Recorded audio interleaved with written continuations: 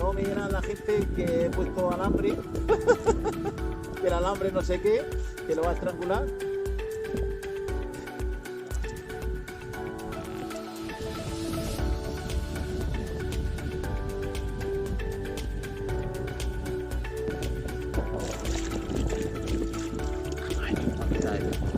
Para las aves, para el azor, tenemos aquí algo también para los animales de tierra, como digo.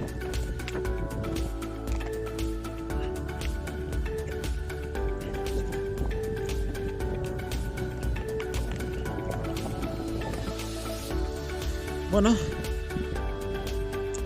tenemos aquí este bebedero que, bueno, por lo menos para las aves, que, bueno, estamos ayudándole para que, bueno, como he comentado aquí, en esta zona semiárida llueve, que todavía tenía que haber llovido, no ha llovido nada.